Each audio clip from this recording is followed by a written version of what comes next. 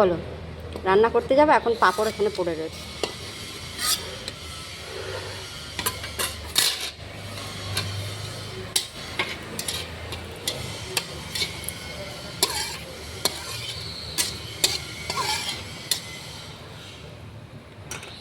এই ডাল সিদ্ধ করে রেখে দিয়েছি।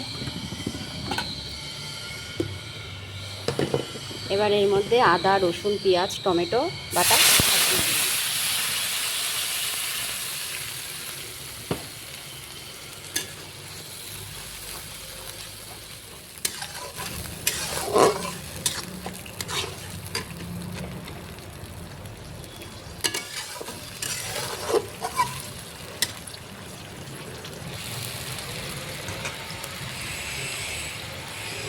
এবার আমি এটাকে জল দিয়ে ধুয়ে দিয়ে দেবো। পাঁপড় ভেজে নিলাম, ফুটছে। এবার আমি এখানে অ্যাড করব এক এক করে সব মশলা।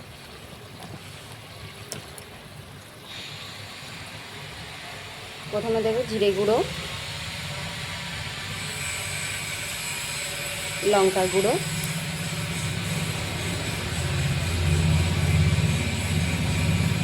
হলুদ গুঁড়ো, কারণ যেহেতু এখানে লবণ অ্যাড করব না আমি, কারণ লবণটা যখন আমি বাঁধাকপিটা সিদ্ধ করেছি তখন আমি লবণটা দিয়ে দিয়েছি। এবার আমি যতক্ষণ কষবো, ততক্ষণ কষবো যতক্ষণ না মশলার থেকে জলটা সরে যাচ্ছে, তেল ছাড়ছে।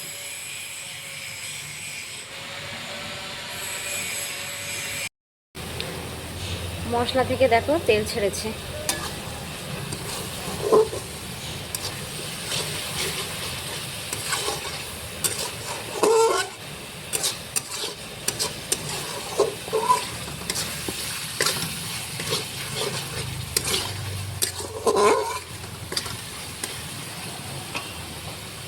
দিয়ে দেবো চিংড়ি মাছ।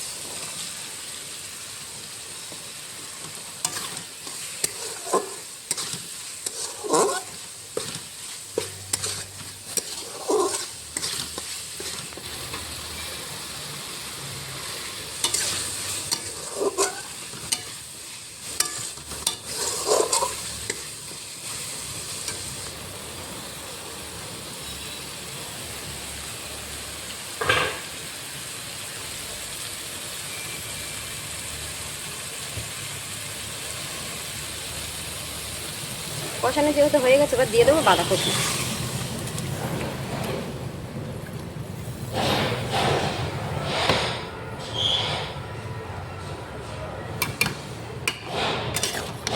সিদ্ধ করে রাখা বাঁধাকপিটা দিয়ে দিলাম।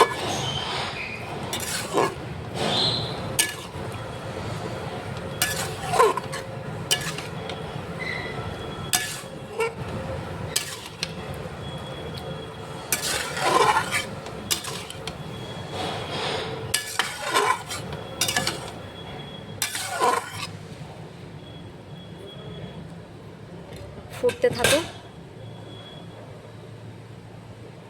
আমি কিছুক্ষণের জন্য ঢেকে দেব।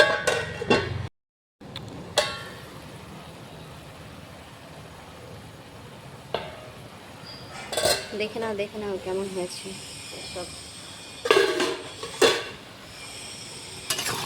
এক হাতে করছি তো ক্যামেরাটা কেঁপে যাচ্ছে, তা তোমরা একটু মানিয়ে গুছিয়ে নিও।